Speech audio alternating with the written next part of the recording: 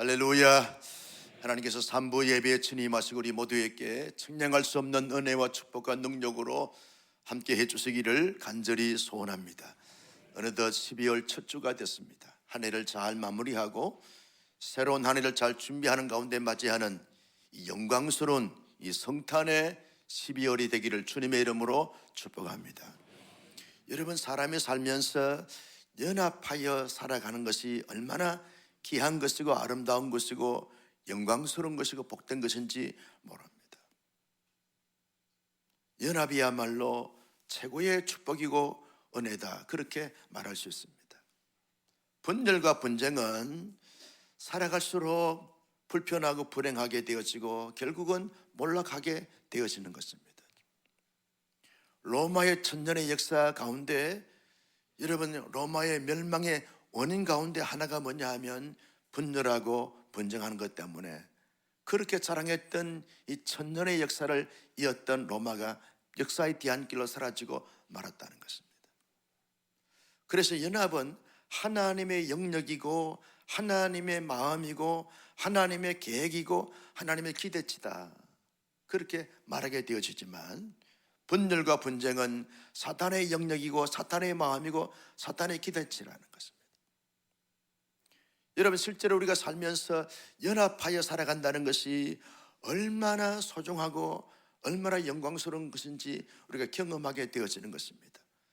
가정에서도 부부간에 또 온 가족 간에 서로 연합하게 될 때 거기에 많은 열매가 나타나게 되어지고 많은 역사가 나타나게 되어지는 것을 보게 되었습니다. 가정에서 분열과 분쟁과 불화가 생기게 되었으면 그 자체가 얼마나 불편하고 힘들고 어려운지 모릅니다. 교회 공동체도 마찬가지죠. 여러분, 온 교회 성도들이 연합하여 함께 하나의 목표를 향하여 하나의 방법으로 하나의 방향으로 나갈 때 은혜가 되고 감동이 되고 부흥이 되어지고 하나님의 놀라운 축복이 나타나게 되어지는 것입니다. 그런데 교회가 크든 작든 상관없이 늘 모이면 분열하고 분쟁하게 되었으면 그 교회는 오래 갈 수 없고 하나님 앞에 존귀하게 쓰임받을 수 없는 것을 우리가 교회사를 통해서 알 수 있게 되어지는 것입니다. 수천 명이 모이는 교회였는데 분열하고 분쟁하다 보니까 수백 명이 모이지 못하는 이런 교회로 추락하는 교회들이 한국 교회 안에 얼마나 많은지 말할 수 없습니다. 여러분, 우리가 다니는 직장과 회사에도 마찬가지입니다. 온 직원들과 온 그러한 멤버들이 서로 하나가 돼서 연합할 때 거기에 시너지 효과가 극대화가 되어지는 것입니다. 새로운 것이 끊임없이 창조되어지고 창출되어지는 것을 보게 되었습니다. 그러나 분열하고 분쟁하게 되었으면 그 직장은, 그 회사는 오래 가지 못하게 되어지는 것입니다. IMF 때 그리고 코로나 전국에 많이 힘들고 어려울 때 온 직원들이 한마음과 단마음이 되어진 그런 기업들, 회사들은요, 잘 견디면서 극복하면서 오히려 또 다른 어떤 성장과 성숙의 발전의 발판이 되었다는 것입니다. 연합이 중요한 것입니다. 국가도 마찬가지죠. 지도자와 백성들이 한 마음과 한 뜻을 가지고 연합하게 될 때 무한한 발전과 성장과 성숙이 있게 되어지는 것입니다. 그러나 분열하고 분쟁하게 되어지면 그 나라가 오래 갈 수 없습니다. 발전과 성장을 경험할 수가 없는 것입니다. 그래서 하나님은 늘 말씀을 통해서 한 사람보다 두 사람이 더 낫다, 연합하면 좋은 상을 얻는다, 그렇게 말씀하시면서 여러분, 전도서 4장 9절 말씀에 이렇게 말합니다. 같이 볼까요? 두 사람이 한 사람보다 나으면 그들이 수고함으로 좋은 상을 얻을 것이니라. 한 사람보다 두 사람이 낫다, 이 말은 두 사람이 연합함으로 말미암아 좋은 상을 얻을 수 있게 되어진다는 것입니다.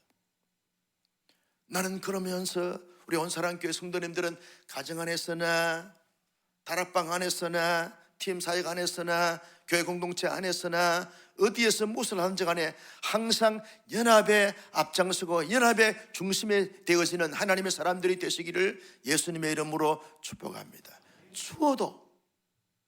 추워도 분열과 분쟁의 중심에 서 있는 자들이 아니라 언제나 주 안에서 연합하는 내가 가정에 들어가면 온 가정이 연합되어지고, 내가 그 교회에 가면 그 교회가 나로 말미암아 연합이 되어지고, 내가 그 직장에 들어감으로 말미암아 사본오열되어진 그 직장도 하나가 되고 연합이 되어지고, 가는 데마다 연합과 일치와 화해와 화목을 이룰 수 있는 멋진 평화의 도구들이 다 될 수 있기를 예수님의 이름으로 축복합니다. 여러분, 사람이 살면서 사람들과 연합하는 것도 대단히 중요하고 소중한데, 더 중요한 것은 하나님과 우리 사이의 연합이 더 중요하고 훨씬 더 크게 중요하다는 것입니다. 하나님과 나와의 연합이 있게 될 때 하나님의 그 모든 것이 나의 실제 삶 속에서 경험되어지고 체험될 수 있기 때문에 그렇다는 거죠. 여러분, 만왕의 왕 되시고 만주의 주가 되신 전능하신 하나님 아버지하고 연합하게 되어지면 하나님의 부유함이 내게 주어집니다. 하늘의 지혜가 내게 주어집니다. 하늘의 능력이 내게 주어집니다. 하나님의 복이 내게 주어지게 될 줄로 믿습니다. 여러분, 하나님 앞에 신앙의 성장과 성숙은 나의 의지로만 되는 것이 아닙니다. 하나님과 연결되어지고 접촉되어지고 연합될 때 하나님이 내게 주신 성장과 성숙을 이룰 뿐만 아니라 하나님이 내게 주신 모든 사명을, 시대적 사명을 감당할 수 있는 성도가 되고 교회가 되고 공동체가 될 줄로 믿습니다. 여러분, 사실 우리는 하나님과 연합될 수 있는 사람들, 그런 존재가 아니었지요.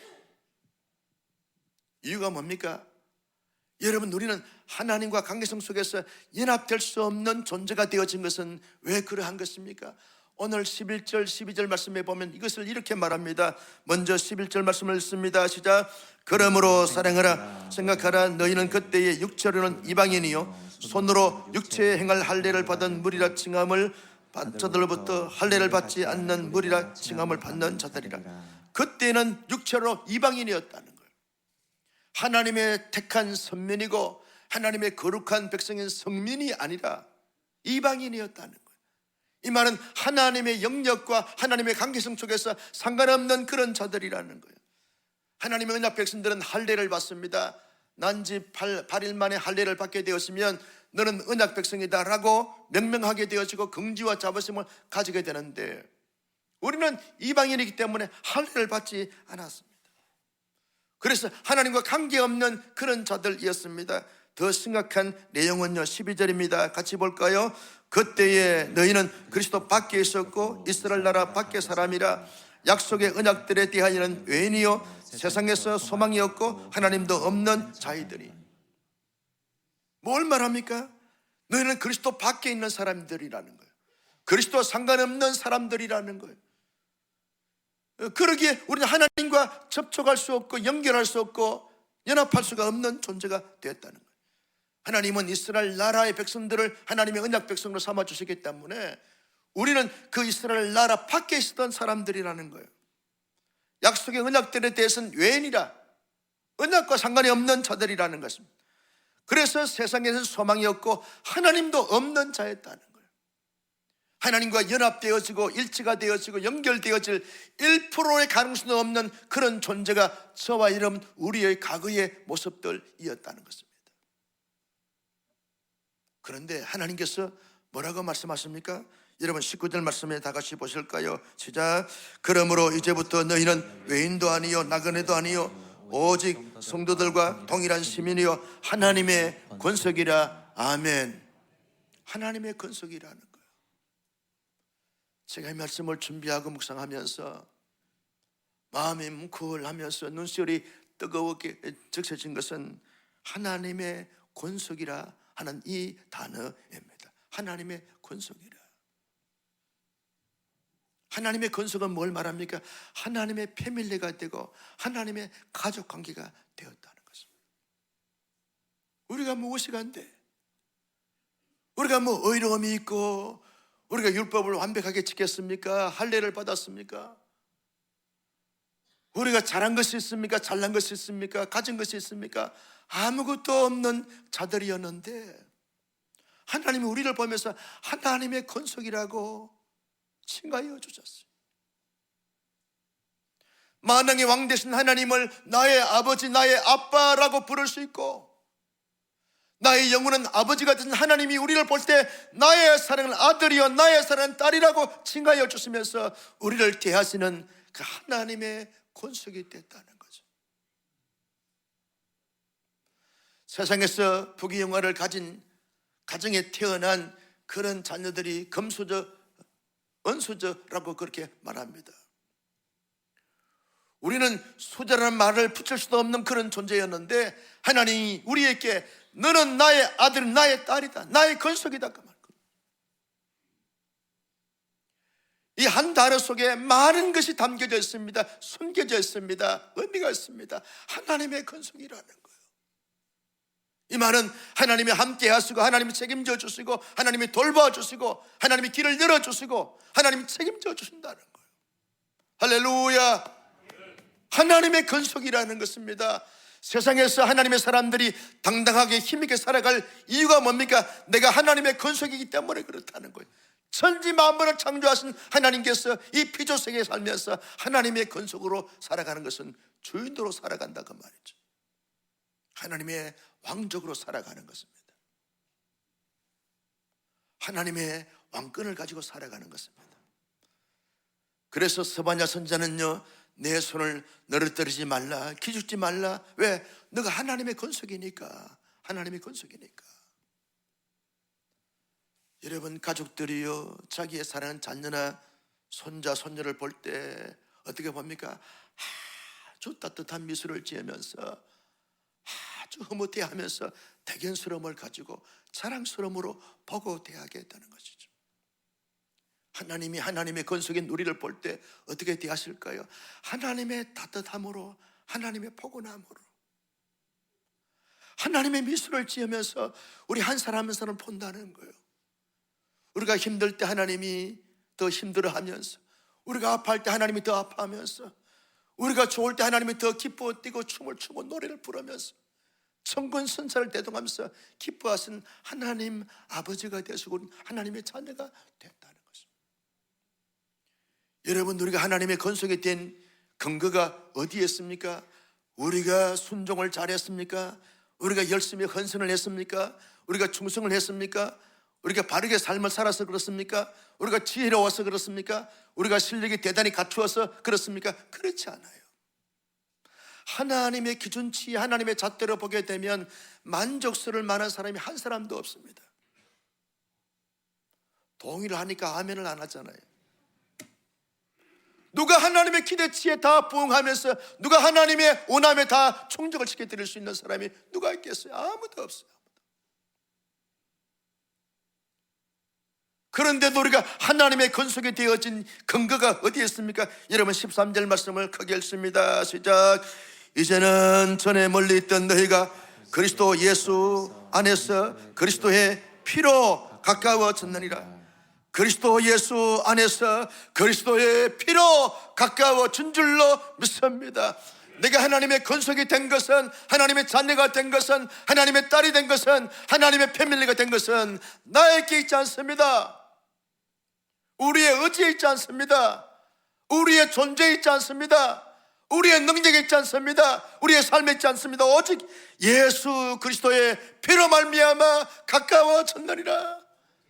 멀리 있는 외인이었는데, 밖에 있는 자였는데 예수 그리스도의 피로 말미암아 가까워졌느니라. 여기에 가까우신 것은 하나가 됐다 그 말이죠. 하나가 됐다는 거예요. 하나님과 우리 사이에는 가로막혀 있는 담이 있었어요. 그 담을 예수 그리스도의 십자가 위에서 흘리신 피로 말미암아 그 담을 무너지게 하시고 허물어뜨려 주셨어요.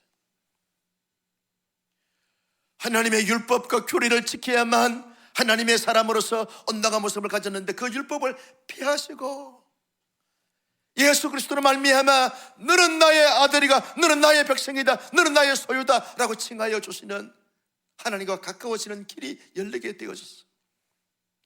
우리를 새 사람으로 삼아주셨어. 하나님과 더 연합하고 일치되도록 새로운 피조물로 삼아줬어요. 무엇으로? 예수 그리스도께서 십자가에서 그 고귀한 몸을 찢겨주시고 피를 흘려주심으로 말미암아 태수의 피, 속죄의 피, 속량의 피, 구속의 피를 흘려주심으로 말미암아 우리와 하나님과 관계성 속에서 모든 막혀있는 담도 강물도 다 다리가 되어주시고 허물어뜨려 주시고 유무상통할 때 힘들고 어려울 때 하나님 아버지라고 부르면 아들아 내가 네 마음 안다. 슬프고 외롭고 고통스러울 때 하나님 아빠 부르면 그 아버지가 우리 마음속에 미소 지으시면서 따뜻한 품을 가지시고 기다려주시고 품어주시고 다독거려 주시고 위로해 주시는 그 관계가 되어졌다는 것입니다. 하나님의 입장에서 하나님의 방법으로 하나님의 차원에서 우리와 연합하도록 하기 위해서 모든 것을 다 이루어 놓으셨어요. 하나님께서 예수 그리스도의 피로 말미암아 연합할 수 있는 모든 것을 다 이루어 놓았으니까 이제는 내가 이것을 받아들이면서 하나님께 끊임없이 연합되어진 삶의 모습으로 반응하는 것이 우리의 순서가 되었다는 것입니다.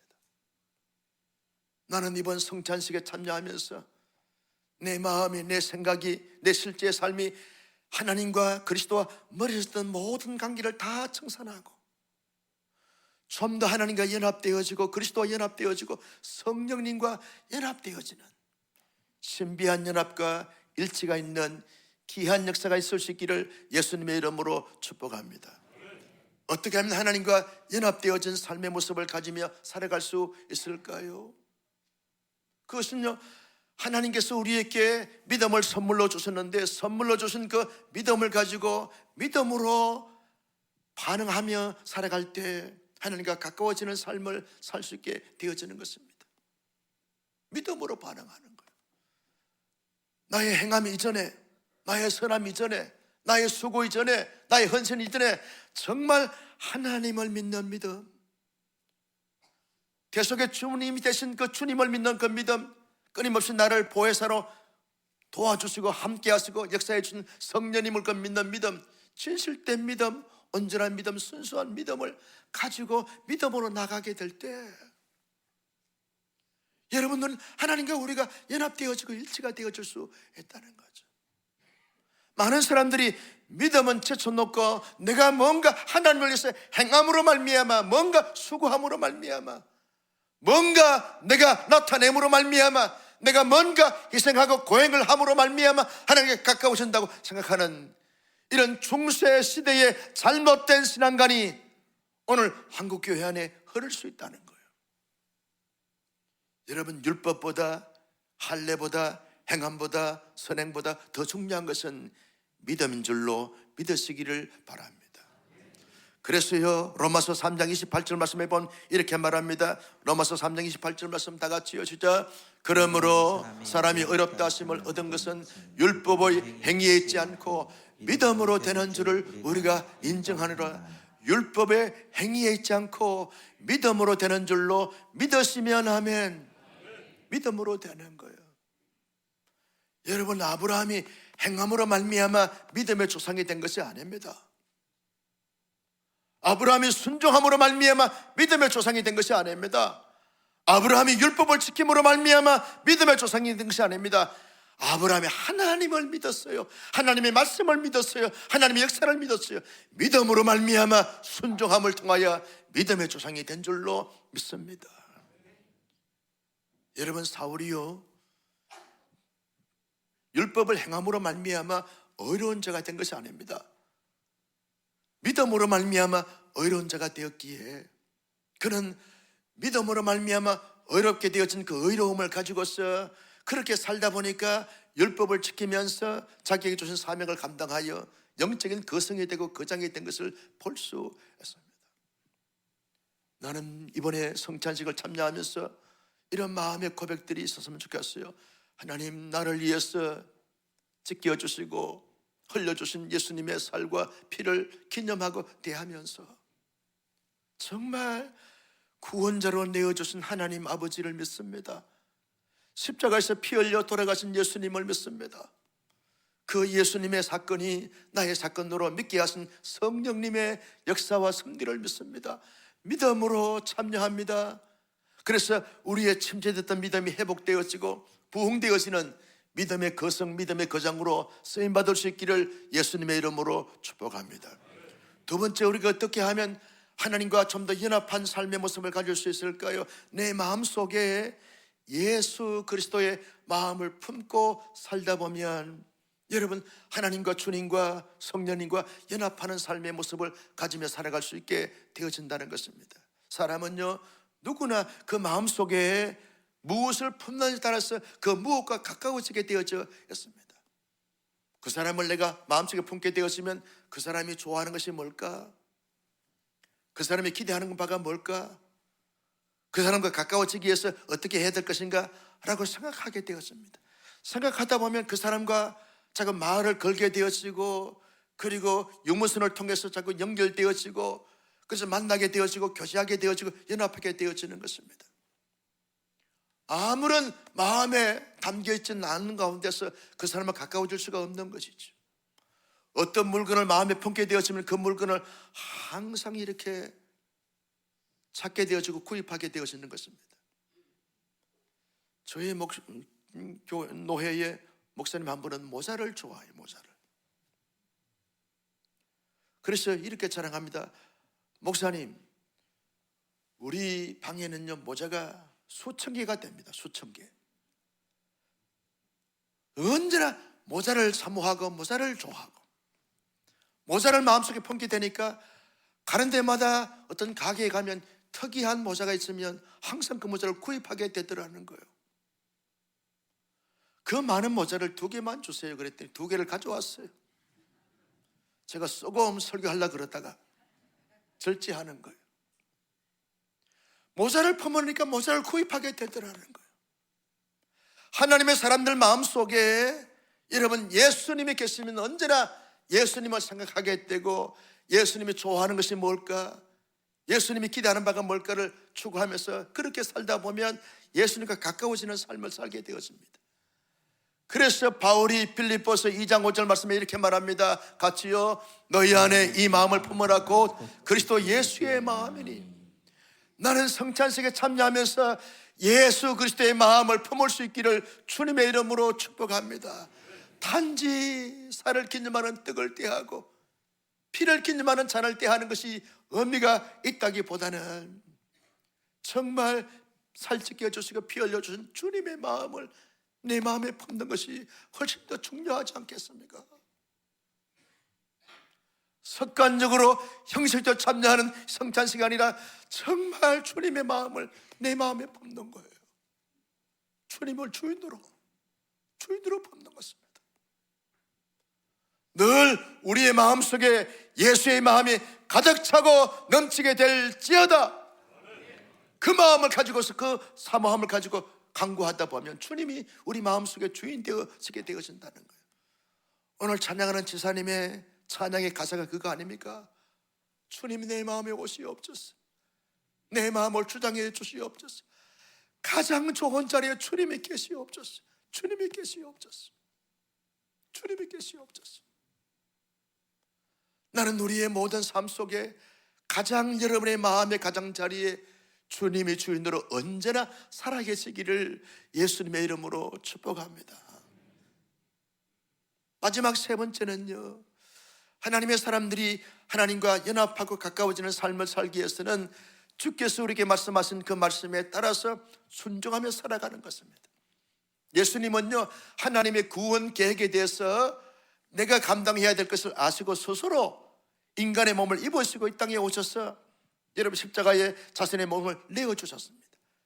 주님의 살과 피를 기념하는 떡과 잔을 대한 것은 순종의 살과 순종의 피를 먹고 마시는 것입니다.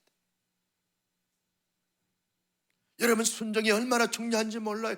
그래서 순종은 제사보다 낫다라고 그렇게 말씀하고 있습니다. 하나님은요, 우리에게 말씀하실 때마다 어떤 의도를 가지고 말씀하십니까? 우리를 이루하시고 치료하시고 회복하시기 위해서 하나님께서 말씀하시는 겁니다. 우리의 신앙과 성장을 위해서 하나님이 하나님의 말씀으로 말씀하시는 것입니다. 우리가 좀 더 하나님 앞에 영광이 되고 기쁨이 되고 자랑이 되도록 하기 위해서 하나님께서 말씀하시는 것입니다. 하나님께서 우리가 말씀대로 살면 복을 받도록 하기 위해서 말씀하시는 것이죠. 말씀대로 살면 하나님과 좀 더 친밀하고 긴밀하고 연합되어 일치가 되도록 하기 위해서 말씀하시는 것이죠. 그래서 그 말씀대로 삶을 살다 보면 언제나 주님을 닮아가게 되는 거죠. 주님의 영광스러운 모습을 잊게 되어지는 것입니다. 그래서 시편 119편 125절에 이렇게 말합니다. 27절에 이렇게 말합니다. 같이 해볼까요? 그러므로 내가 주의 계명들 곧 순금보다 더 사랑하나이다. 금보다 순금보다 더 사랑한다는 거예요. 왜? 말씀이 나를 하나님의 사람으로 존귀하게 되게 하시기 때문에 그렇다는 것입니다. 요한계시록 1장 3절에 보면 이 예언의 말씀을 읽는 자와 듣는 자와 그 가운데 기록한 대로 지켜 행하는 자가 복이 있도다. 복이 있도다. 말씀대로 순종하는 자가 복이 있다고 말씀하셨어요. 말씀대로 순종하는 자가 하나님과 연합되어지고 가까워지게 되어지는 자라고 말씀하고 있습니다. 우리 모두 성찬식에 참석하면서 이런 결단이 있었으면 좋겠어요. 주님의 몸과 피를 기념하는 성찬식에 대하면서 주님처럼 주님의 말씀에, 하나님의 말씀에 어떠한 삶의 정황과 형편과 처직을 초월하시더라도 그 말씀에 순종하며 살겠습니다. 결단과 다짐이 있는 성찬식이 될 수 있기를 예수님의 이름으로 축원합니다.